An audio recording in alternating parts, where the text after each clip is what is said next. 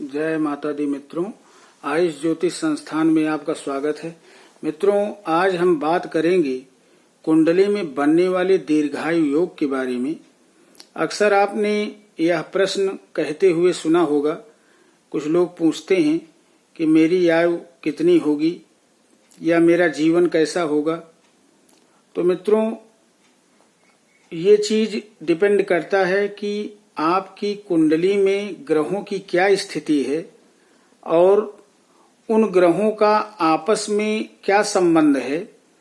मित्रों, ये चीज वैसे तो किसी को अक्सर आपने देखा होगा कि किसी ने किसी को कोई इस संबंध में कि हमारी आयु कितनी है, इस संबंध में अगर किसी ने बता दिया, किसी ज्योतिषी ने या पंडित ने किसी ने बता दिया कि तुम्हारी आयु जो है वो तो बहुत कम है, देश काल परिस्थिति पर भी विचार करना चाहिए।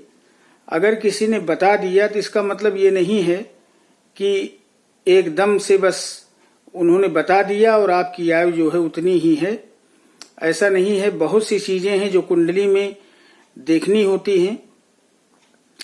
लेकिन आज वैसे मोटे तौर पे हम आपको बताएंगे कि दीर्घायु योग होता है, वह कैसे बनता है।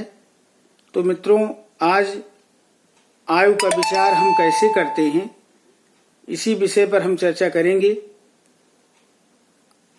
हमारे कुंडली में जो 8वां भाव होता है यानी कि अष्टम भाव, वहां से हम आयु का विचार करते हैं।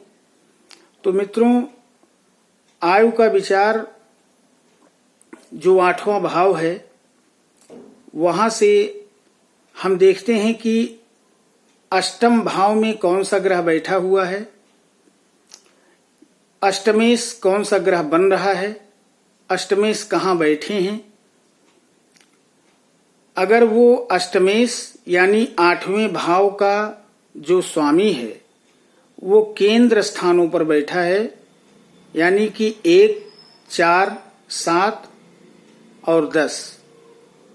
मित्रों, कुंडली का जो ये देखिए, कुंडली का जो पहला स्थान है, इसको पहला स्थान बोलते हैं। यहाँ पर राशि चाहे जो हो, 1 से लेकर के 12 तक कोई भी राशि हो सकती है।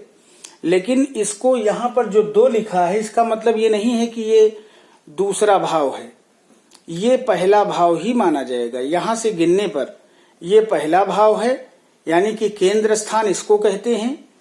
चौथे को भी केंद्र स्थान कहते हैं, 7वें को केंद्र स्थान कहते हैं और इस 10वें को केंद्र स्थान कहते हैं। और ये जो अष्टम भाव है यानी कि ये 8वां भाव है, यहां से गिनने पर 1, 2, 3, 4, 5, 6, 7 और ये 8। यहां पर देखिए, अष्टम भाव में शनि ग्रह बैठा हुआ है। अगर और यानी यहां पर जो ये 9 लिखा है, यानी कि ये जो 9 लिखा है ये हो गई धनु राशि। अब इस राशि का स्वामी हुआ बृहस्पति। तो मित्रों, इसको कहा जाएगा अष्टमेश।